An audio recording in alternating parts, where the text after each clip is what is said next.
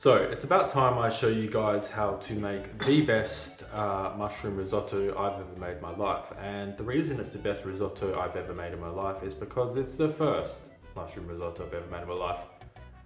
I just wanted to show you guys the power that a 3-minute YouTube video that I've watched can give you on how to make a mushroom risotto, and give you the confidence after you've watched this video that you can make a mushroom risotto for your boss or for someone very important, maybe the Prime Minister or President of your country, and have the confidence that it's going to turn out just as good as mine. And the answer to your question is whether or not you should do that. Let's see how this video goes and see how the mushroom risotto turns out. So given it's a mushroom risotto, the first thing you're going to need are risotto rice. So basically just go to your store, look for rice that says risotto like mine. It's a specific type of rice. This one says carnaroli. So maybe carnaroli is the one you want, but it says risotto, it's probably that one. Next up, of course, being a mushroom risotto, you need mushrooms. So I've got these mushrooms. They look kind of like rocks, and they're actually very interesting mushroom. They only grow sort of in a few months of the year in Spain, in Huelva. And I was talking to one of my friends at work, and I was talking to him about mushroom foraging. Don't know how that came up. I was talking about mushroom foraging, and I said, hey, I'd like to grow mushrooms. And he was telling me that, yeah, in Huelva we have these beautiful mushrooms called gurumelos. And I was like, oh, that's really cool. I'll try to go look for them. And he said, oh, you know what? Maybe don't, because one person every year dies because they go looking for these mushrooms and they end up picking up the one that looks kind of similar but will kill you. So using my best judgment, I avoided that, and I went to the market to leave the professionals to do it. And fortunately, it was the right time of year. So I've got these mushrooms, and when I was in the store, I was looking at great mushrooms, 26 euros a kilogram, really expensive for mushrooms, but they're mushrooms. They're like basically air. You don't really need to worry, but look at this. So I went to the store and I got 10 of these mushrooms, and I was thinking, okay, 26 euros, expensive, but they're light. But listen to this. I don't know if you can hear that, but it kind of bounce. It's pretty cool, but they're very fucking heavy. And when my bill came, it was 50 euros. And I was like, what? So I ended up getting a lot of mushrooms. So this is gonna be a big mushroom risotto. And given they're so heavy, I don't know how they seem different to normal mushrooms. Guess we'll find out. But yeah, got these special looking mushrooms, pretty rare, pretty privileged to be able to eat them. And I hope I don't fuck them up, because yeah, it's gonna be expensive risotto. Next you need are some scallions. I think they're called scallions at the type. These are spring onions, but you can use like, you can use onions, you can use shallots, stuff like that. We're gonna use these. I don't exactly know what they add to the dish, but they're important according to that 3-minute video. And yeah, next thing you're gonna need is a bit of lemon, or you can use white wine. I went to the store, the winery, and was asking the guy, hey, look, I need some Barato vino tinto blanco seco for cooking. And he said, screw that, just get this, mate. This is white wine for cooking. Vino para cocina, white for cooking. I'm a white person and I'm cooking, so it is perfect. So I got that, and that adds a bit of acidity to the dish. Your risotto has that acidic little touch of acidity to bounce off some of the other flavors. What does that mean? What does that taste like? I don't know, but I'm sure we'll find out as we get it.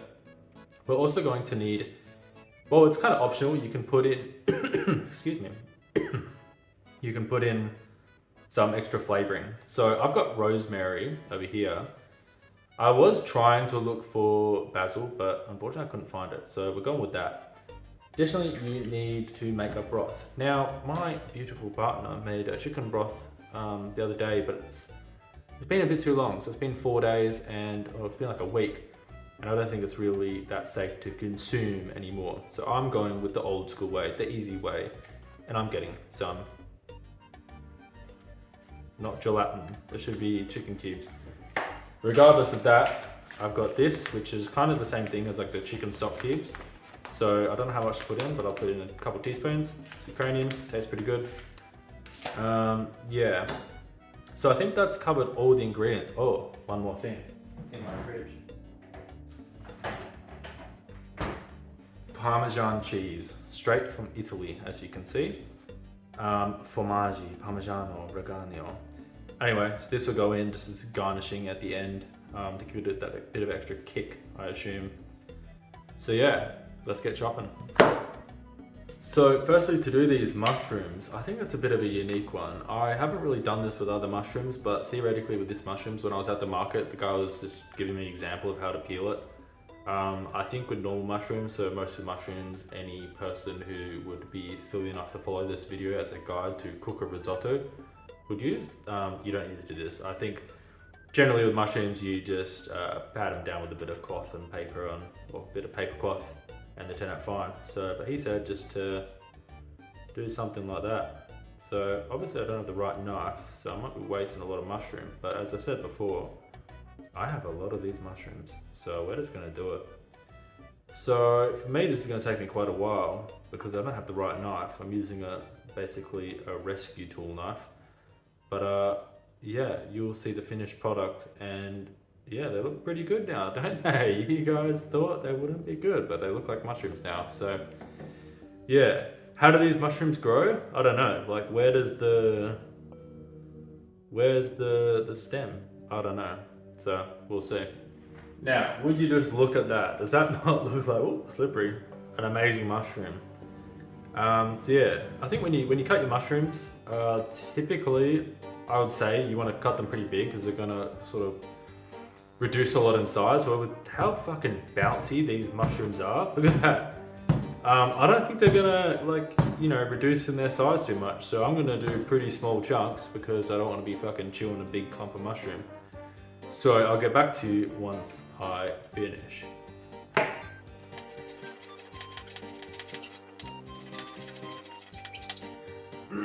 So now that you've got your chopped mushrooms, look at these. Beautiful. They actually clean up really nice and look pretty good. I'm not brave enough to try them without cooking them because they probably will kill me. I'm sure they won't, but we'll leave it anyway. Next up, we're going to cut our scallion variety of vegetable. That is our spring onion.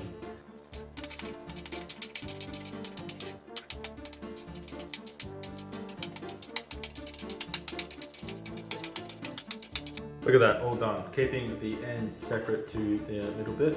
Not sure if I'm going to do anything differently with them, but pretty sure I've seen that's what you do because these are more like onion, these are, I don't know. So it's time for the actual cooking process. So first thing you're going to want to do is you want to lightly oil, actually we'll say heavily oil your pan. Some nice olive oil. We'll turn it on, and I figured out what to do with the other spring onions. I said before that I didn't really know what to do, but I do know. So the bottoms of the shallots or the scallions or the alliums of your choice are going to be cooked in the main bit, so that'll be the flavour. And then I'm going to add the other ones once it's mostly all cooked, and then they'll add like a little bit of crunch or like a little bit of whatever, maybe color even. So yeah, so you're gonna want to stir these. Oh shit! You're gonna want to get these going until they're a bit translucent, I believe the word is. And then you're gonna dump in your mushrooms. So it won't take very long. Hopefully you can hear me because it's pretty loud, the sizzling. And while you're doing that, I got my my chicken stock, which is actually Ukrainian flavouring stock, it's like vegetable and some stuff going, so we'll see. So I'll come back in a sec. So in my eyes, these are now looking pretty good. Some of them seem a little bit burnt, so I think I put them in a bit too hot, but we're going to let that slide given that I'm sure it's going to taste good anyway. Next, dump your mushrooms in. So let's just chuck all of them in. Try to get a better camera angle. Ooh, yeah. Really good, isn't it? Yeah, so now we're going to give it a bit of stir, and basically the point of this is we're going to leave it until they're a little bit cooked down. Maybe these mushrooms don't cook down, but your mushrooms will be cooking down. These feels like overcooked calamari, overcooked squid, how it's like kind of rubbery, and yeah, so I'll keep you guys informed, not to date with how it looks, but the key to cooking is patience and understanding the due process required for each specific ingredient. I do not understand the due process, but I'll do it with patience. Now look at these. They're sweating down quite nicely. As you can see, they've got a bit of colour, kind of pinky to be honest, a bit unusual. Now, I have a confession for all of you. I bought a bunch of rosemary. Now looking at this, it's like if I add rosemary in there, it's going to, yes, taste like rosemary. However, I'm going to have little bits of fragmented rosemary that I'm going to break down. So, what I decided to do is use some alabaca, which is just basil. So, it's a bit of a shame, all these fresh ingredients, now I'm ruining it with just some dried basil, but it'll do, and we'll see how it turns out. As you'll be able to see, I'm now onto the rice. So if there's going to be one thing you mess up in this dish, logically it's going to be the rice, because it's either going to be too soft and become like mushy and soupy, or it's going to be too hard. So what you want to do with the rice is, I'm putting in 2 cups because that's how much it seemed like the amount of mushrooms I'm going to need. Maybe it's too much, looking at it, it might be too much. Anyway, so what you do is you add in your rice, and then you add in a bit of your stock. So you want to add in your stock hot. Mine's a little boiling. And you want to add in just enough so that it'll cook for about 5 minutes, and all that water is going to be absorbed by the rice. So you don't want to add too much or it's just going to become like a soup. But you just want to add enough so that it coats the rice and it can absorb in. It'll take a long time. So yeah, I'll chat back in and show you the progress. Yeah, let's do it. Alright, I almost forgot, but we need to add a little bit of white wine. So I'm just gonna splash a bit in there. That's probably enough. Get a bit of that acidity. Gonna add some pepper.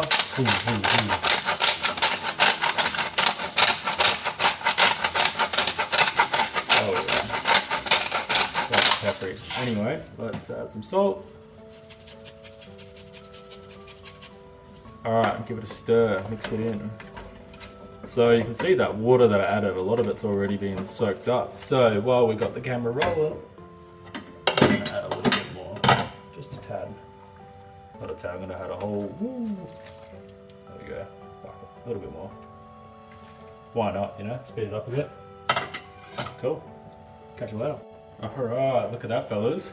So done soak it up a little bit. I had it on a little bit too hot, and it was a bit stuck to the bottom. I had to do, but looking pretty good now. So still getting there. Still a long way to go for the rice. But yeah, about halfway through the stock. If I ran out of stock, I'll probably just use hot water. But I think it'll be good.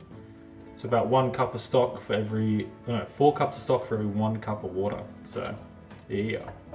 All right, it is almost done. Look at that. Look at the way. That's a risotto. So a couple of minutes and I'll show you the finished product.